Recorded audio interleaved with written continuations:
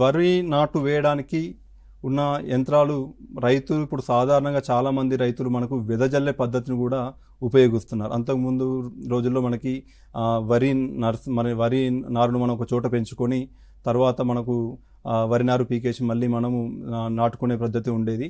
So ఇప్పుడు ఉన్న పద్ధతులలో ఒకటి మనకి డ్రమ్ సీడర్తో వరిని నేరుగా విత్తే విధానం, దీన్ని మనం వెట్ సీడర్ రైస్ అని అంటారు.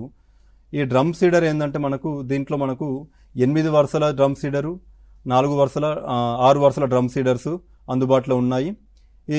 ఈ డ్రమ్ సీడర్ దీంట్లో మనకు విడ్త్ వచ్చేసరికి రో టు రో విడ్త్ వచ్చేసరికి మనకి 25 సెంటీమీటర్లు లేదా 30 సెంటీమీటర్ల రో టు రో విడ్త్ ఉంటుంది. మనం మొక్కకి దూరం కూడా మనకు 10 సెంటీమీటర్లు మనం దాన్ని అడ్జస్ట్ చేసుకోవడానికి కూడా మనకి దానిపైన ఆ డ్రమ్ పైన హోల్స్ అనేవి అందుబాటులో ఉంటాయి. సో ఇది మనకి మనిషితో లాగబడుతుంది. సో దీనికి ఎలాంటి యంత్రం కానీ ఎలాంటి ఉండదు. మనకు సాధారణంగా ఒక మనిషి లాక్కొని వెళ్ళేలాగా ఇది అందుబాటులో ఉంటుంది. సో దీన్ని ఈ యంత్రంతో మనం విత్తనాలు నాటుకునేటప్పుడు కొన్ని సూచనలు మనం పాటించాల్సి ఉంటుంది. సో దీంట్లో పూర్తిగా మొలకెత్తిన విత్తనాలు నాటినట్టయితే ఆ డ్రమ్ సీడర్లో ఉన్న హోల్స్ నుంచి కొన్నిసార్లు మనకు విత్తనాలు కింద పడకుండా తట్టుకునే అవకాశాలు ఎక్కువ ఉంటాయి. కొన్ని మనకు ముద్దలాగా కొన్ని వేర్లు మొలకెత్తిన విత్తనాలన్నీ కూడా మనకి ఒక ముద్దలాగా అయ్యే ఛాన్స్ ఉంటుంది. కాబట్టి సో ఒక 24 గంటల పాటు మనం ముందుగా విత్తనాలను నానబెట్టుకొని తర్వాత ఇంకొక 24 గంటల పాటు మనం వాటిని మడిలా కట్టేసుకోవాలి, కట్టుకోవాలి.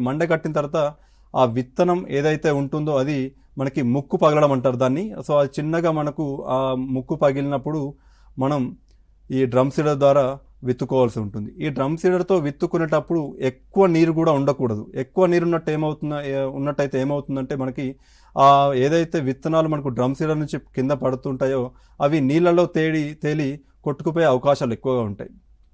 సో కొంచెం మనకి ఆ నీరు అనేది కొంచెం తక్కువగా ఉండాలి.